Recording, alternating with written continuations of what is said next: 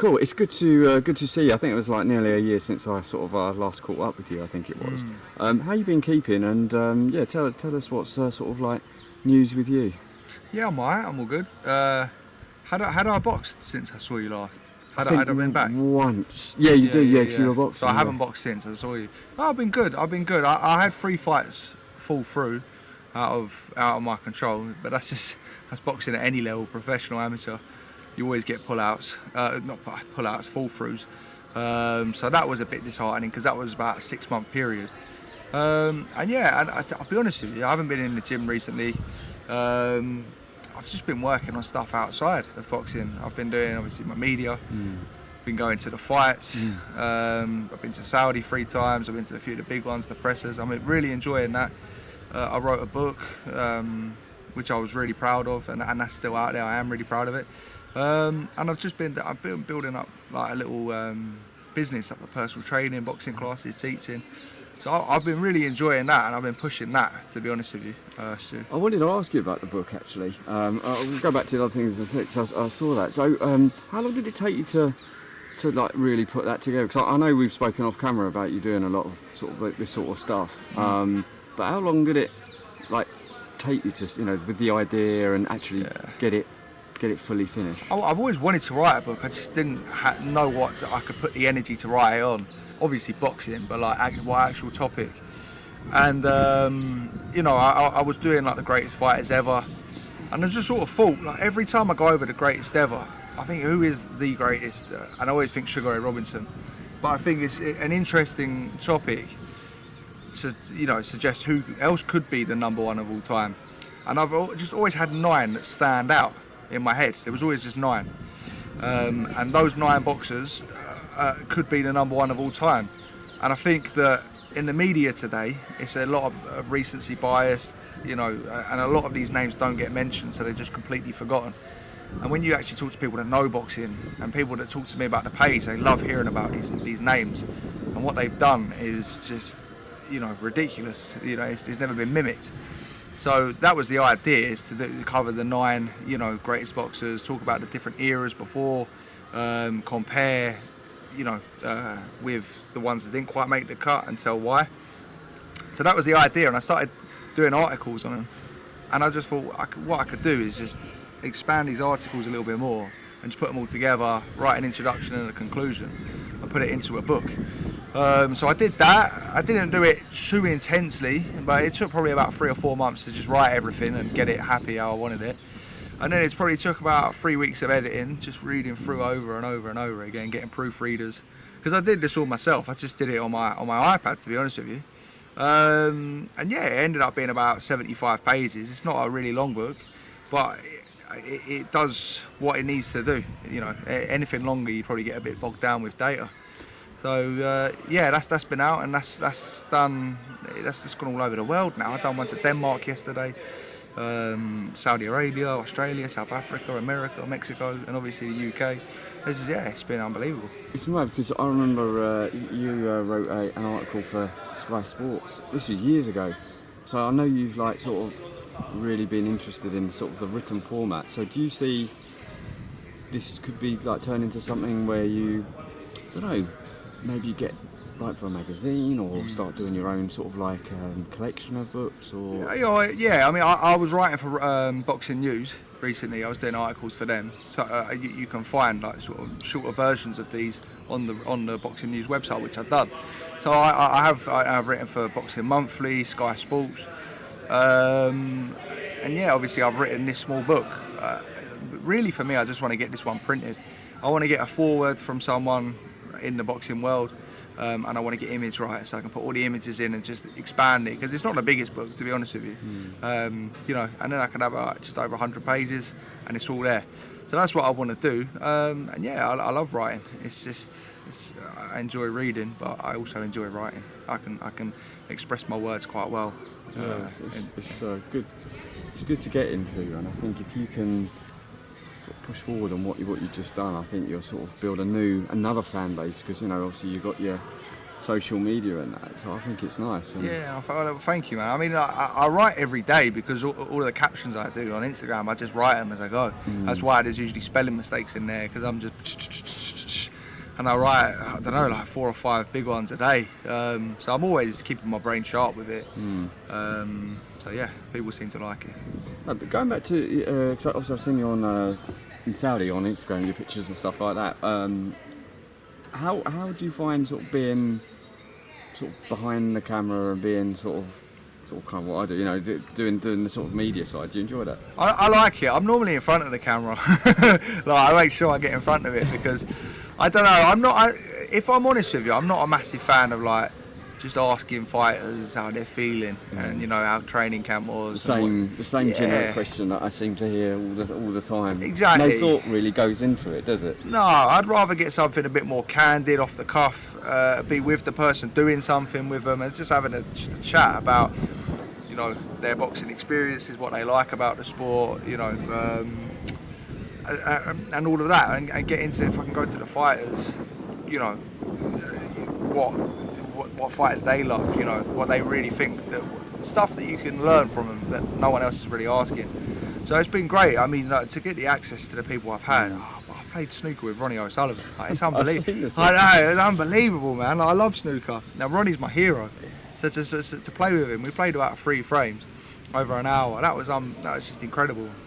To sit with Teddy Atlas and talk about the guys that, you know, Teddy Atlas was my inspiration for these videos to a high degree. And yes, I really enjoy being in and amongst it, and I really enjoy how, you know, respectful they all are to me. It's nice. You've done a bit of commentating as well, haven't you? Yeah. Oh yeah, I thought about it. Yeah, I love it, man. I genuinely feel like I can just read a fight quite well as it goes. So I feel like it's something that comes quite naturally to me. I was pretty nervous on the first few, but as soon as you start, it's just like what I do when I'm watching the telly. I was just like, oh, he's setting him up with a jab, he's got to get his feet in, you know. So I love it, and I've been able to work with some good co-commentators. So yeah, it's been a good experience so far. So going back to the boxing, like, you've got all this outside of the boxing, you know, your media and your writing, like, have you sort of like not fallen in love out of it again, but you've got so much going on that maybe boxing isn't, or actually physically boxing is not? No, I thought to myself, like, why am I back? Because I came back, and the idea was to always come back, and I came back and I had my first fight, and I had a few fights that I signed up for, and they all fell through. And I was sort of training over and over again, and everyone knows the financial side is not very good. I was thinking to myself, right, what am I doing this for now? I'm 28, you know, I'm not 21 anymore like I was when I started as a pro. And I thought after I boxed Isaacs, in a weird way, I ticked every box that I wanted to do deep down. Obviously I continued because I had a career and potential to fulfill. But when I started boxing, it was never about winning titles. It was never about, you know, being a champion. I just wanted to prove it to myself, have good fights, box the best.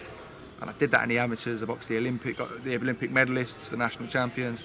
Did that in the pros, won that fight. You know, it was obviously a really good fight.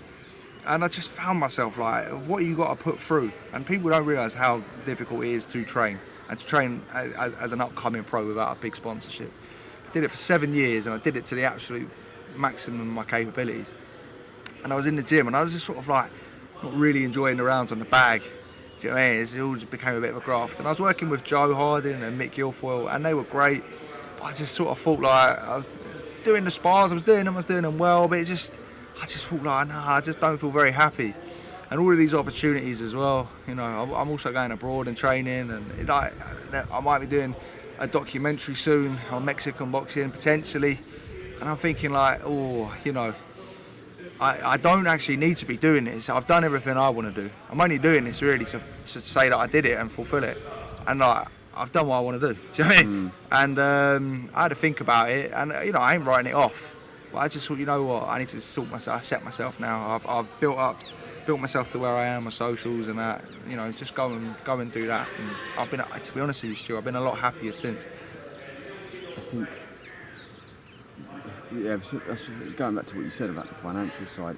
It's different if you were with a big promoter and you're financially stable. You can train, probably still do your media stuff because you haven't got to worry about money. But you're sort of at the place where you need that financial stability.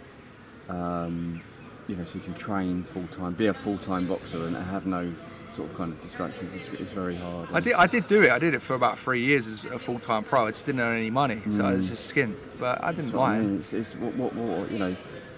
It's with the opportunities that are sort of like it seems still the same. I thought COVID would have changed it, especially changed it like the opportunities come out. But I don't think it's just sort of kind of gone back to. You know what? Like I really all I wanted to do is have enough fights to just say, yeah, I was a pretty good pro, and I had 9. Well, I always look at myself as like a 20-fight pro without having 20 fights, because I was in the middle of COVID, so that took 2 years, which let's say that's about, I don't know, 3-4 fights. Yeah. I had about 5 fights fall through. I signed to fight pro. I didn't sign. I agreed to fight prospects, and they wouldn't happen, and you get told late on the day. And like I did a lot of hard rounds of sparring through the years with some of the best in the world. So like I knew I could do it. I'd done it, and I did it over and over and over and over again. And it's what you got to do. But just for me personally, I was just thought to myself, I've done everything I need to do. Do you know what I mean? It's silly little things like doing 12 rounds. I've done 12 rounds loads of times now. But yeah, I know I can do it. I just didn't really find the hunger to pursue the career and do it. But listen, if a big opportunity comes up, I'll get my gloves back on and I'll start training. I still train, I still spar with people, I still keep fit. But, you know, I'm just at peace with it, to be honest. But look, if like a Misfits thing came up, or a big fight with money came up, or a good contract that, you know, I actually signed, I would do it, because I love boxing. But to go and box journeyman, and I don't want to box journeyman, and to go in and box for like the English and the Southern area, it just don't get me going, to be honest with you. And another thing as well, like when I was going to these events, like the Ring magazine events, like I was chatting to like my idols, and they knew who I was through my knowledge, and they like had respect for me for what I'd done in the ring. And I was like, I already am where I want to be. Do you know what I mean? I ain't got to keep isolating myself from all this and taking shots just to try and prove it. Do you know what I mean? Well, you seem sort of kind of content, you know, from knowing you for a long time. It seems like you're in a good place where you've got all this other stuff going on, and you don't technically need to be a boxer, but you're involved in boxing, which is probably the next best thing. In fact, probably better in a way, because you get to do so much, travel the world and do everything, meet people. I love it, man, and I genuinely feel like, as a boxer, I feel like I was pretty good, to be honest with you. I feel like I could have got to a pretty good level, and will that annoy me? Maybe a little bit. Do you know what I mean? When I look at all those old records of the fighters, and I'm like, oh, I only had 9, maybe. But like, as I say, deep down, I was happy with what I'd done. But when I actually look at what I'm doing now, I genuinely think that is needed.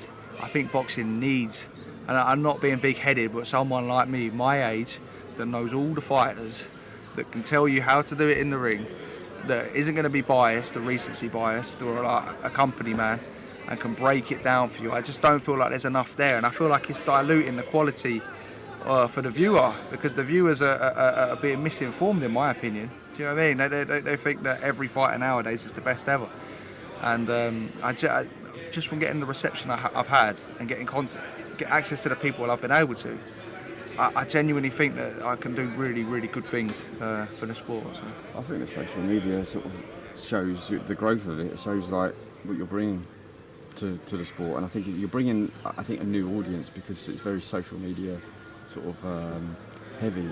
You know, like especially your posts and things like that. I think it's bringing, like, you know, a lot of the younger generation are on social media more. So it's, you know, I notice it sometimes from analytics. People don't want to see lengthy talk, load of bollocks. Do you know what I mean? Yeah. You know, excuse my French sort of thing. I want to see what you sort of kind of do, and it's quick. It's, you know, can read it quickly and I mean, cut it up and little reels and stuff. I would do a lengthy load of bollocks on it because I'm that into it. But no, like, you know, I'm just someone like. I always go on about him, and it's becoming a bit of a joke. But Harry Greb, like, no one knows who Harry Greb is. Harry Greb is at least top 3 of all time. But yet you'll get people say Mayweather's the best ever, and Pacquiao, and you know, they are probably up there in the top 10. Yeah. But don't forget a guy like Henry Armstrong or a Willie Pett. And I just feel like a lot of it is people just don't know, and they would like to know, but they don't, because no one tells them. It's the same sort of like analysts. You know, you hear the same stuff, like, you know, sometimes I listen to the TalkSport boxing stuff, but it's like, you know, like you say, whoever's boxing that weekend, it's like bias from recently biased that they're the best ever, or they're the next best thing, and it's just same sort of kind of thing. Isn't it? Like, I've seen people on TikTok recently doing stuff similar age to me, like similar stuff to me, like the 10 best boxers ever, and it'll be like Alexander Usyk, number 3, and you're like, oh Jesus Christ, like it's just blown so out of proportion, and that's fine. But the fact that the mainstream media aren't doing, right by the old stuff fighters. onto your post, and it's interesting. It's the learning about the older fighters, because obviously I wasn't brought up in that generation. I was brought up in sort of the 80s, so it's like the Nigel Benn and the Chris Eubank sort of years. But some of your posts that you put out, it's like I've learned stuff. It's really interesting. Thank you. It's really good. But it's been brilliant talking to you again. Hopefully we'll catch up probably again in another year, and then it'll be interesting to see where you sort of kind of develop from there. But awesome chatting to you as usual. Thank you, Stu. I appreciate it, mate. Shout out your socials, so in case anyone doesn't follow, I'm sure they do. Let's just follow Grassroots Boxing first, because he's absolutely smashing it, giving fighters exposure. My social media is Dan Morley Boxing, if you want to follow. I appreciate you interviewing me. I appreciate you interviewing me for the first time, because no one else interviewed me then. I really What do was that? appreciate What year was that? 2018? 2018, I think. Yeah, 2018. That was around. I think I was 1-0 at the time. Yeah. And you gave me time, so I appreciate it. Good. Cool. Nice one. Cheers, mate. Thank you.